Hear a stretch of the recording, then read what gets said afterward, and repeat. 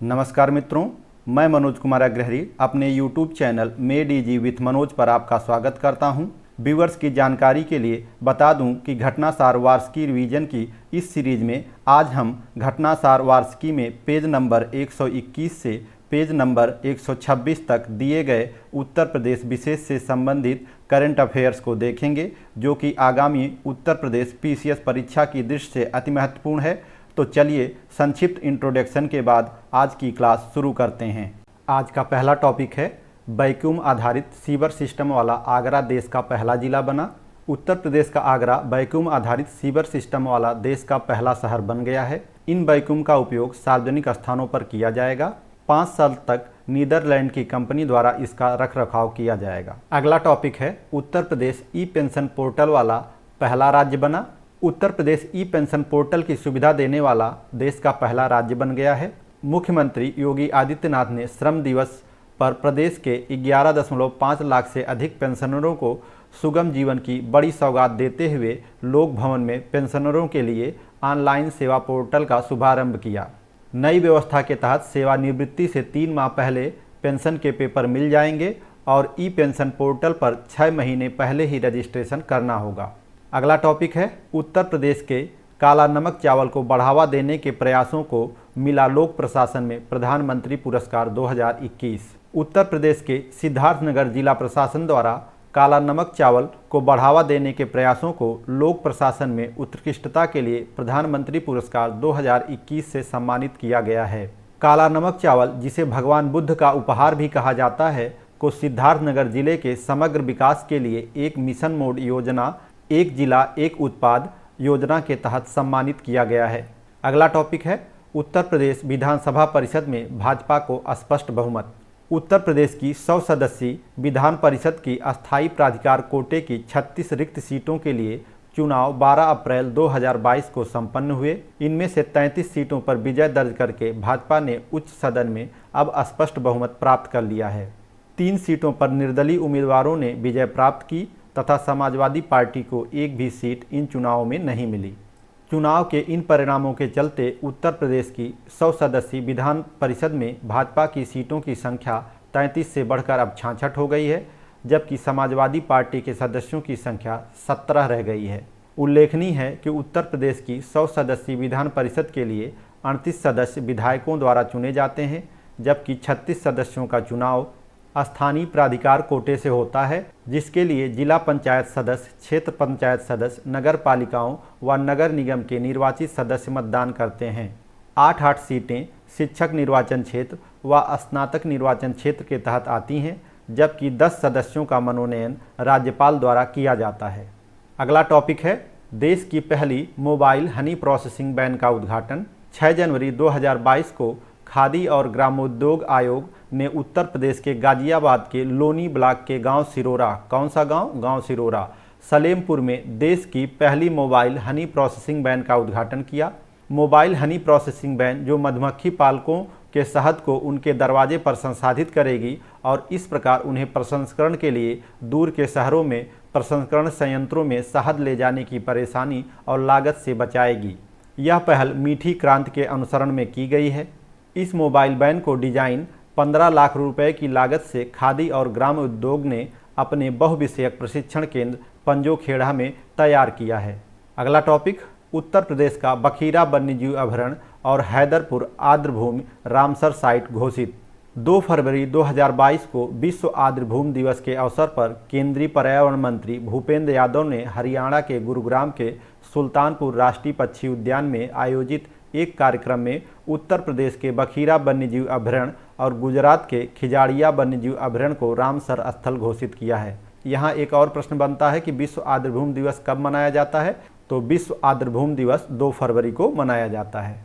इन दोनों स्थलों के रामसर साइट में शामिल होने के बाद देश में संरक्षित आर्द्रभूमियों की कुल संख्या 49 हो जाएगी, बहुत महत्वपूर्ण है। वहीं उत्तर प्रदेश में रामसर स्थलों की कुल संख्या 10 हो जाएगी। उत्तर प्रदेश के संत कबीर नगर जनपद में स्थित बखीरा वन्यजीव अभयारण्य बड़ी संख्या में मध्य एशियाई पक्षियों की प्रजातियों के लिए सर्दियों में सुरक्षित और अनुकूल स्थल प्रदान करता है। बखीरा वन्यजीव अभयारण्य को 1980 में स्थापित किया गया था और यह भारत का 49वां रामसर स्थल है। इसी से संबंधित कुछ और फैक्ट हैं, उसको भी देख लेते हैं। हैदरपुर आर्द्रभूमि रामसर साइट घोषित। पश्चिमी उत्तर प्रदेश के हस्तिनापुर वन्यजीव अभयारण्य की सीमाओं में स्थित हैदरपुर वेटलैंड को दिसंबर 2021 में रामसर साइट के रूप में मान्यता दी गई है। हैदरपुर रामसर साइट का दर्जा पाने वाला भारत का 47वां स्थल है। हैदरपुर एक मानव निर्मित आर्द्रभूमि है जिसका निर्माण 1984 में मध्य गंगा बैराज के निर्माण के बाद हुआ था। गंगा और सोलानी नदी के बीच फैला यह वेटलैंड जैव विविधता का केंद्र बना हुआ है।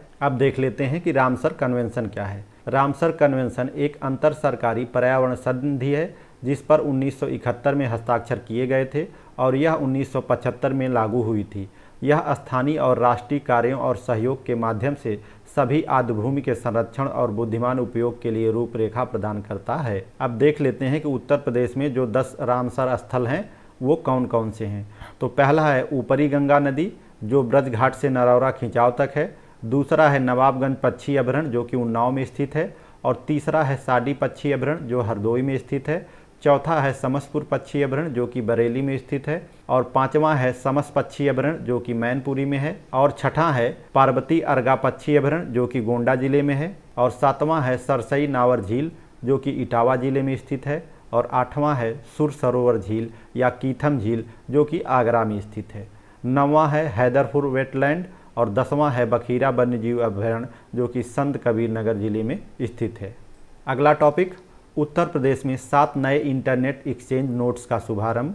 23 दिसंबर 2021 को आगरा से उत्तर प्रदेश के कई शहरों में 7 नए इंटरनेट एक्सचेंज नोड्स का शुभारंभ किया गया। नए internet exchange nodes Agra, Lucknow, Kanpur, Prayagraj, Varanasi, Gorakhpur और मेरठ में शुरू किए गए हैं। इसी के साथ अब उत्तर प्रदेश में इंटरनेट एक्सचेंजों की संख्या 8 हो गई है। उत्तर प्रदेश का पहला इंटरनेट एक्सचेंज गौतम बुद्ध नगर में स्थापित किया गया था। भारत में NIXI के इन इंटरनेट एक्सचेंजों के शुरू होने से उत्तर प्रदेश और आसपास के क्षेत्रों में इंटरनेट और ब्रॉडबैंड सेवाओं की गुणवत्ता को बढ़ाने और सुधारने में मदद मिलेगी। अगला टॉपिक, ब्रह्मोस मिसाइल के विनिर्माण केंद्र का लखनऊ में शिलान्यास। लखनऊ में ब्रह्मोस विनिर्माण केंद्र का शिलान्यास मुख्यमंत्री योगी आदित्यनाथ के साथ केंद्रीय रक्षा मंत्री श्री राजनाथ सिंह ने 26 दिसंबर 2021 को किया। दोस्तों, पेज के बीच जो आप खाली जगह देख रहे हैं वहां परीक्षा की दृष्टि से अनुपयोगी सूचनाएं थीं जिन्हें हटा दिया गया है। पत्रिका में ऐसी सूचनाएं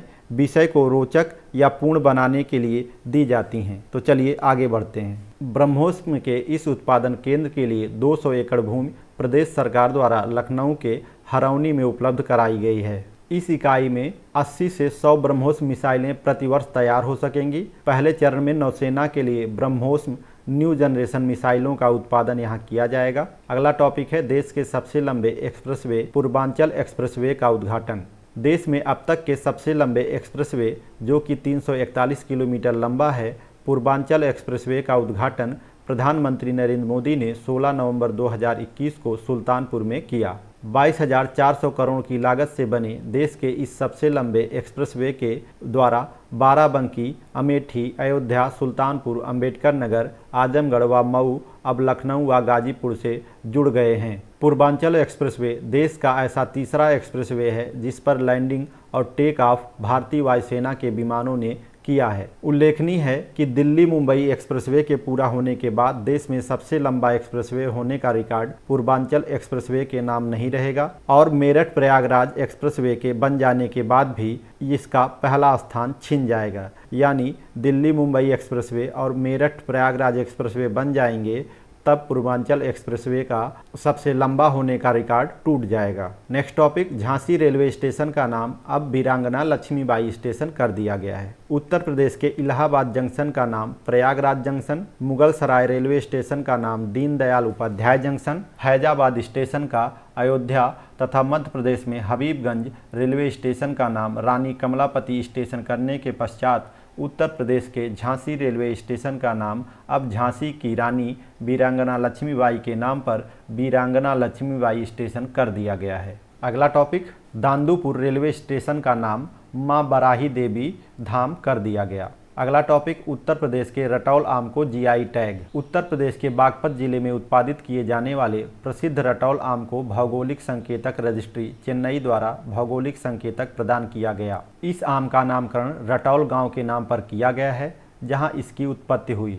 यह आम अपनी विशेष सुगंध और स्वाद के लिए प्रसिद्ध है। इस आम को पाकिस्तान द्वारा अपनी मूल उपज के रूप में भी दावा किया जाता है। अब देखते हैं उत्तर प्रदेश में विधानसभा चुनाव के बाद सरकार का गठन।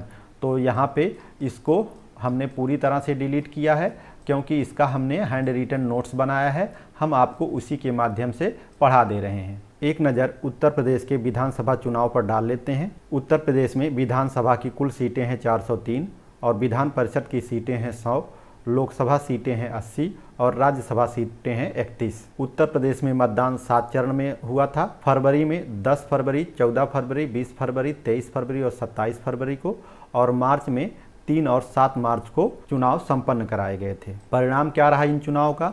तो बीजेपी को कुल 255 सीटें मिली थीं और इसे कुल मत का 41.3% मिला था, जो कि सर्वाधिक है। और यहीं पे देख लेते हैं कि बीजेपी गठबंधन को कुल कितनी सीटें मिली थीं।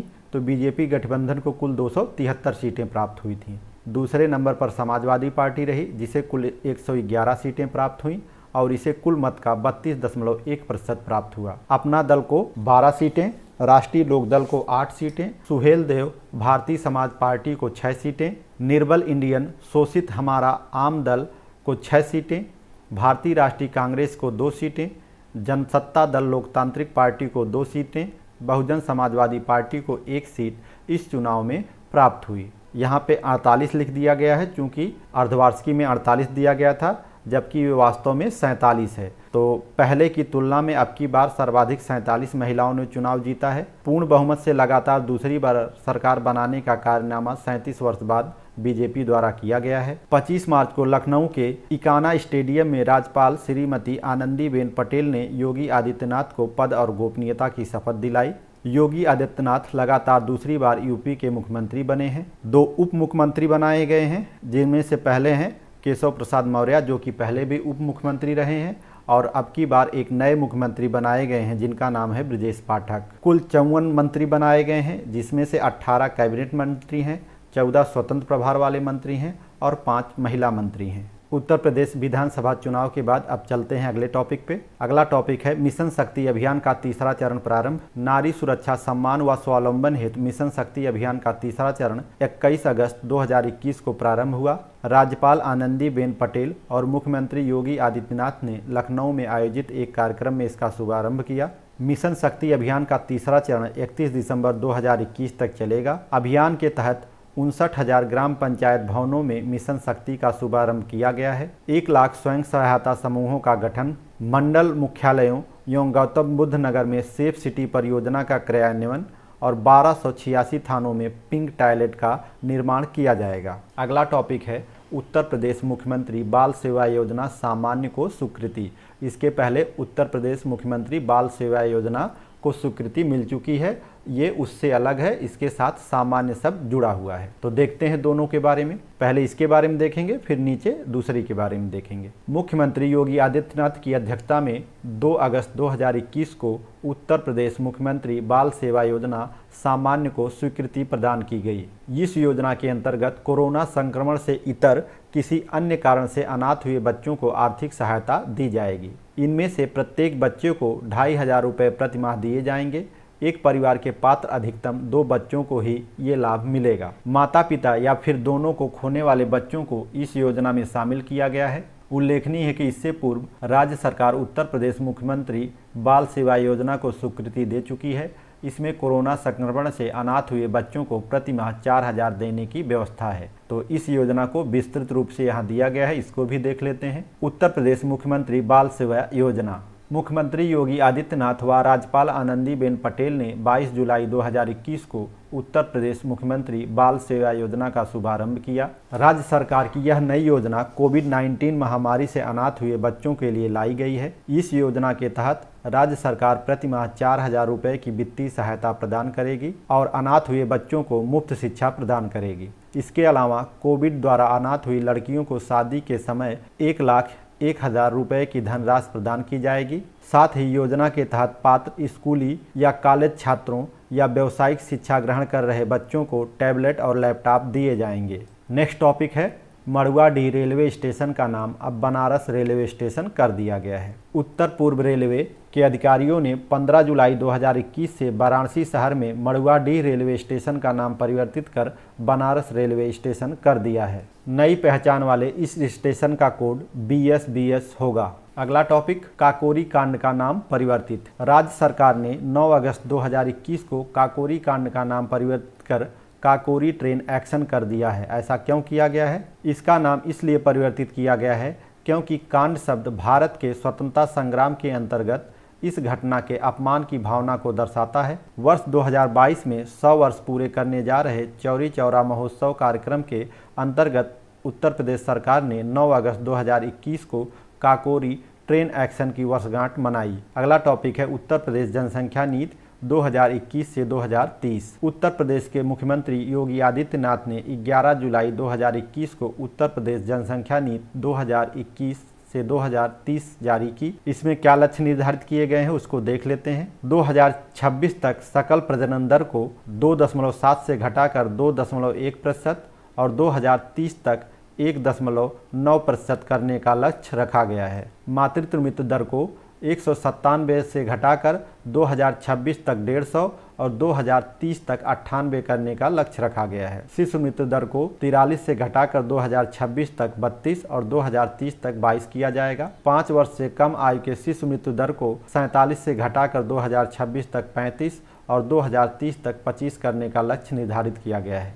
जीवन प्रत्याशा को 64.3 से बढ़ाकर वर्ष 2026 तक 66 और वर्ष 2030 तक 69 करना और बाल लिंगानुपात को 899 से बढ़ाकर 2026 तक 905 और 2030 तक 919 करने का लक्ष्य इस योजना में निर्धारित किया गया है। अगला टॉपिक है उत्तर प्रदेश जनसंख्या नियंत्रण, स्थिरीकरण और कल्याण मसौदा विधेयक 2021। उत्तर प्रदेश राज्य विधि आयोग द्वारा 11 जुलाई 2021 को जनसंख्या नियंत्रण के लिए एक मसौदा विधेयक उत्तर प्रदेश जनसंख्या नियंत्रण, स्थिरीकरण और कल्याण विधेयक 2021 प्रस्तावित किया है, जिसके तहत 2 बच्चों के मानदंड को लागू और बढ़ावा दिया गया है। इसके तहत उत्तर प्रदेश में 2 बच्चों की नीति का उल्लंघन करने वाले किसी भी व्यक्ति को स्थानीय निकाय चुनाव लड़ने, सरकारी नौकरियों में आवेदन करने या पदोन्नति पाने और किसी भी प्रकार की सरकारी सब्सिडी प्राप्त करने से वंचित कर दिया जाएगा। मसौदे के अनुसार स्वैच्छिक नसबंदी के माध्यम से 2 बच्चों के मानदंड को अपनाने पर लोक सेवकों सहित लोगों को कई प्रोत्साहन प्रदान किए गए हैं, जैसे पूरे वेतन और भत्तों के साथ 12 महीनों का मातृत्व या पितृत्व अवकाश, राष्ट्रीय पेंशन के तहत नियोक्ता अंशदान कोष में 3% की वृद्धि, भूखंड या आवास स्थल या बने हुए घर हेतु सब्सिडी, पानी, बिजली, गृह कर जैसी उपयोगिताओं के लिए शुल्क में छूट, एक बच्चे के मानदंड को अपनाने वाले सरकारी कर्मचारी या आम नागरिक को मुफ्त स्वास्थ्य देखभाल सुविधा, 20 साल की उम्र तक के बच्चे को बीमा कवरेज का अतिरिक्त लाभ, स्वैच्छिक नसबंदी के माध्यम से एक बच्चे के मानदंड को अपनाने वाले गरीबी रेखा से नीचे जीवन यापन करने वाले दंपत्ति लड़का पैदा होने पर एक मुश्त 80,000 रुपये और लड़की होने पर 1 लाख रुपए के भुगतान के लिए पात्र होंगे। अगला टॉपिक उत्तर प्रदेश का पहला आयुष विश्वविद्यालय। राष्ट्रपति रामनाथ कोविंद ने गोरखपुर, पिपरी, तरकुलहा गांव में उत्तर प्रदेश के पहले आयुष विश्वविद्यालय की आधारशिला रखी है। इस आयुष विश्वविद्यालय को महायोगी गुरु गोरक्षनाथ उत्तर प्रदेश आयुष विश्वविद्यालय के नाम से जाना जाएगा। अगला टॉपिक है Uttar Pradesh adopt a heritage policy. 16 अगस्त 2021 को उत्तर प्रदेश मंत्रिमंडल ने भारत सरकार द्वारा स्वीकृत एडॉप्ट ए हेरिटेज पॉलिसी अपनी धरोहर अपनी पहचान की तरह प्रदेश के लिए तैयार की गई Uttar Pradesh adopt a heritage policy अपनी धरोहर अपनी पहचान को अनुमोदित किया। इस नीति के अंतर्गत उत्तर प्रदेश राज्य पुरातत्व निदेशालय द्वारा संरक्षित स्मारकों और पुरास्थलों का स्थलीय विकास, रखरखाव एवं जन सुविधाओं का प्रबंधन सार्वजनिक उद्यम इकाइयों एवं निजी क्षेत्र की सहभागिता से किया जाएगा। इस नीति के तहत संरक्षित स्मारकों, पुरास्थलों को विकसित करने हेतु निजी क्षेत्र के उद्यमियों को स्मारक मित्र बनाने का प्रस्ताव है। चयनित स्मारक मित्र खुद के संसाधनों से स्मारकों का स्थलीय विकास, पर्यटकों के लिए स्मारक परिसर में जन सुविधा प्रबंध एवं वार्षिक रखरखाव आदि की व्यवस्था करेंगे। ये सब पॉइंट काम के नहीं थे, इसलिए हटा दिए गए हैं। चुने गए स्मारकों में छतर मंजिल एवं फरहत बख्श कोठी कैसर बाग लखनऊ, कोठी गुलस्ताने इरम कैसर बाग लखनऊ, दर्शन विलास कोठी लखनऊ, हुलास खेड़ा उत्खनन स्थल मोहनलालगंज लखनऊ, कुसुमवन सरोवर गोवर्धन मथुरा, गुरुधाम और प्राचीन दुर्ग बरुआ सागर झांसी शामिल हैं। इसके बाद उत्तर प्रदेश राज्य पुरातत्व निदेशालय द्वारा चयनित अन्य स्मारकों को एवं धरोहरों को विकसित करने हेतु आवश्यकता अनुसार आवश्यक स्मारक मित्र बनाए जाएंगे। अब नवीनतम पुरस्कार देख लेते हैं। उत्तर प्रदेश संस्कृत संस्थान पुरस्कार 2020। उत्तर प्रदेश संस्कृत संस्थान के वर्ष 2020 के पुरस्कार घोषित किए गए। संस्थान के सर्वोच्च सम्मान विश्व भारती के लिए ओम प्रकाश पांडे का चयन किया गया है। डॉक्टर बिशन लाल गौड़ को महर्षि वाल्मीकि व डॉक्टर कमला पांडे को महर्षि व्यास पुरस्कार के लिए चुना गया है। अब एक नज़र में इन पुरस्कारों को देख लेते हैं। देखिए नीचे की लिस्ट हमने डिलीट कर दी है क्योंकि ये पुरस्कार महत्वपूर्ण नहीं थे, तो देख लीजिए। प्रोफेसर ओम प्रकाश पांडे लखनऊ के हैं, इन्हें विश्व भारती सम्मान दिया गया। डॉक्टर बिशन लाल गौड़ ये गाजियाबाद के हैं, इन्हें महर्षि वाल्मीकि सम्मान मिला है। डॉक्टर कमला पांडे ये वाराणसी के हैं, इन्हें महर्षि व्यास सम्मान दिया गया है। और डॉक्टर चंद्रगुप्त श्रीधर वर्णेकर ये नागपुर के हैं, इन्हें महर्षि नारद सम्मान से सम्मानित किया गया है। अब हम लोग उत्तर प्रदेश तथ्यसार देखेंगे। इसमें से भी हमने ऐसे मैटर को हटा दिया है जो काम के नहीं हैं या जिनका दोहराव हुआ है। तो चलिए उत्तर प्रदेश तथ्यसार का पहला तथ्य देखते हैं। मुकुल गोयल की जगह किसे उत्तर प्रदेश का कार्यवाहक पुलिस महानिदेशक नियुक्त किया गया है? तो ये हैं देवेंद्र सिंह चौहान। एनएसडीसी इंटरनेशनल तथा हिंदुस्तान पोर्ट्स प्राइवेट लिमिटेड के बीच उत्तर प्रदेश के किस स्थान पर स्किल इंडिया अंतर्राष्ट्रीय केंद्र की स्थापना हेतु समझौता ज्ञापन पर हस्ताक्षर किया गया है? तो वो स्थान है वाराणसी। नेक्स्ट क्वेश्चन, 1 मई 2022 को अंतर्राष्ट्रीय मजदूर दिवस के अवसर पर मुख्यमंत्री योगी आदित्यनाथ ने सेवानिवृत्त सरकारी कर्मचारियों के पेंशन को पारदर्शी बनाने के लिए किस पोर्टल को लॉन्च किया है? तो उस पोर्टल का नाम है ई पेंशन पोर्टल। नेक्स्ट क्वेश्चन, सूरत में स्मार्ट सिटी स्मार्ट शहरीकरण सम्मेलन में सर्वश्रेष्ठ राज्य का पुरस्कार किसे प्रदान किया गया है?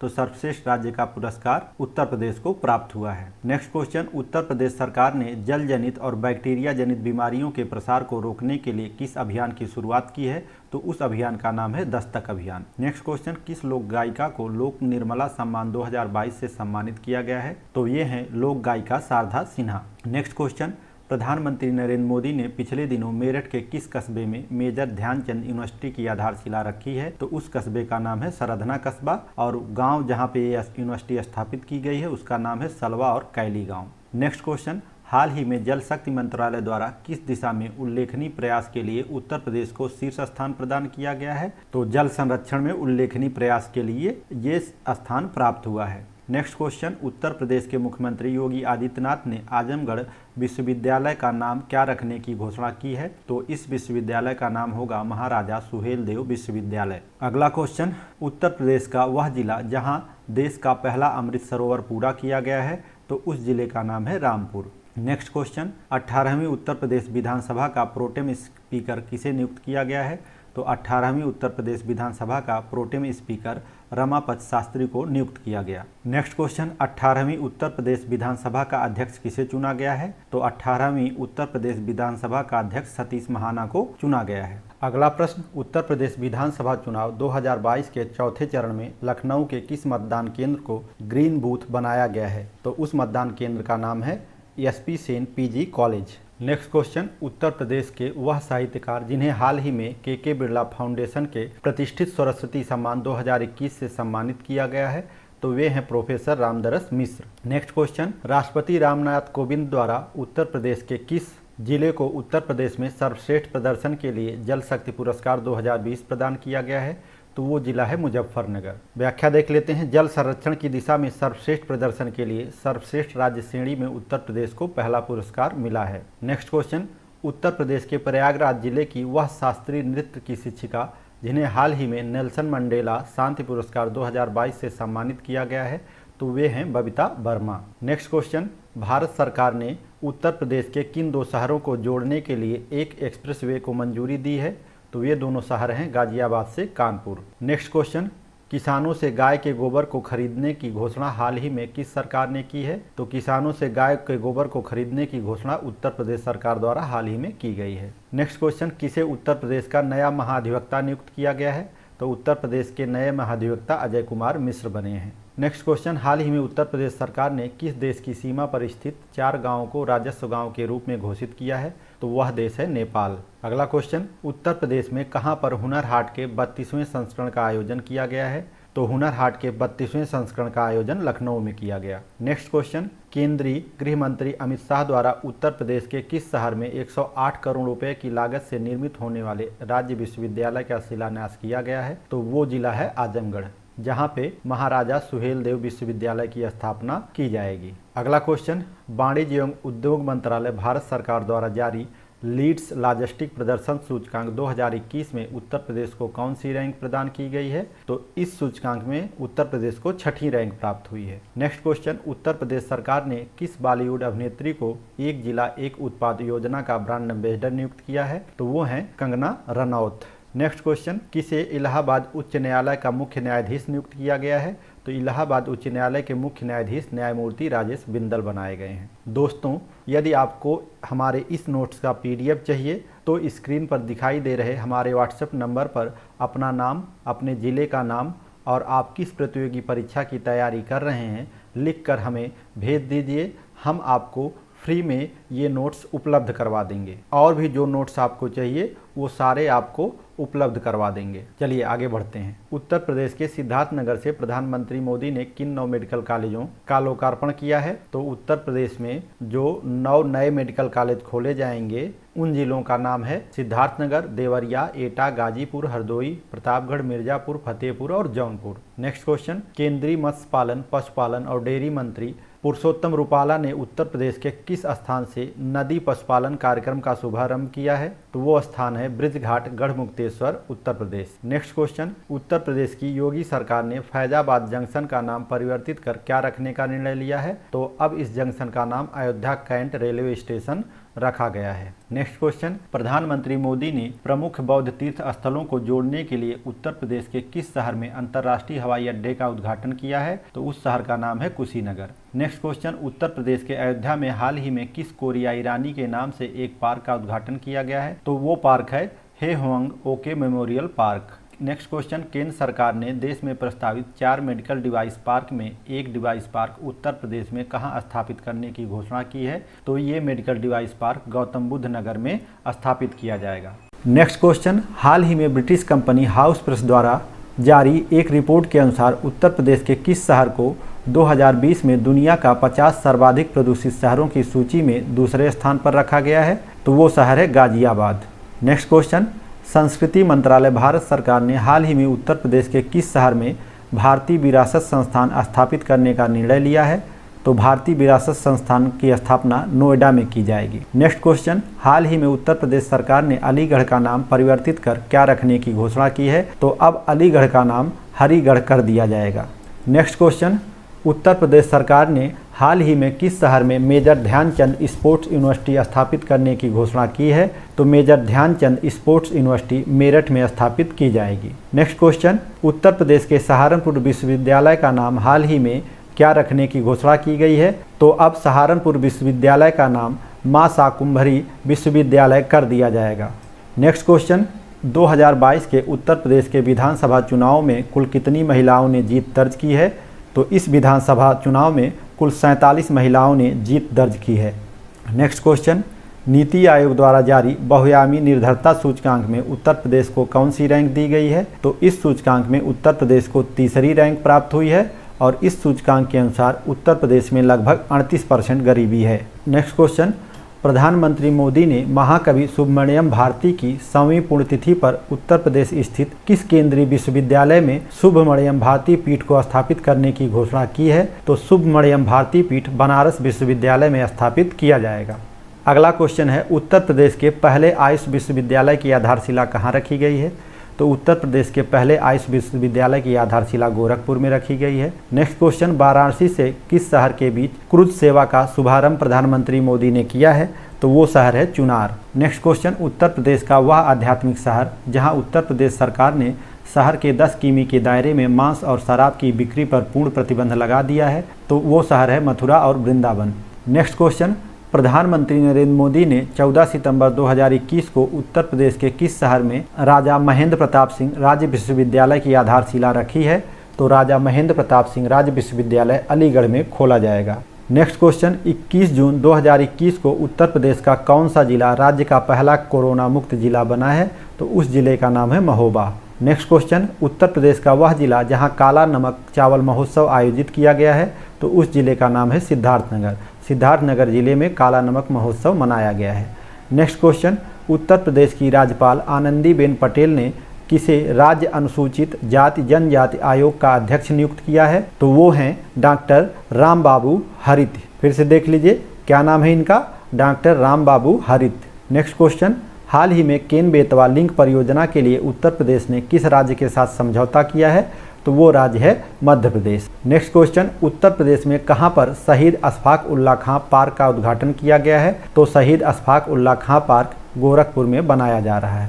नेक्स्ट क्वेश्चन, वर्तमान में भारत का सर्वाधिक अंतर्राष्ट्रीय हवाई अड्डों वाला राज्य बन गया है, तो वर्तमान में सर्वाधिक हवाई अड्डों वाला राज्य उत्तर प्रदेश हो गया है। नेक्स्ट क्वेश्चन, केंद्रीय पंचायती राज मंत्रालय उत्तर प्रदेश को किस पुरस्कार द्वारा सम्मानित किया गया है, तो केंद्रीय पंचायती राज मंत्रालय द्वारा उत्तर प्रदेश को ई पंचायत पुरस्कार 2021 से सम्मानित किया गया है। नेक्स्ट क्वेश्चन, उत्तर प्रदेश स्थित वह बैंक जिसने एक स्मॉल फाइनेंस बैंक के रूप में अपना परिचालन शुरू किया है, तो उस बैंक का नाम है Shivalik small finance bank limited. Next question, Allahabad उच्च न्यायालय के पूर्व न्यायाधीश जिन्होंने उत्तर प्रदेश मानवाधिकार आयोग के अध्यक्ष का पदभार ग्रहण किया है, तो वे व्यक्ति हैं न्यायमूर्ति BK नारायण। नेक्स्ट क्वेश्चन, भारतीय राजस्व सेवा के वह अधिकारी जिन्हें उत्तर प्रदेश लोक सेवा आयोग का अध्यक्ष नियुक्त किया गया है, तो वे हैं संजय श्रीनेत। तो उत्तर प्रदेश लोक सेवा आयोग के अध्यक्ष कौन है, संजय श्रीनेत।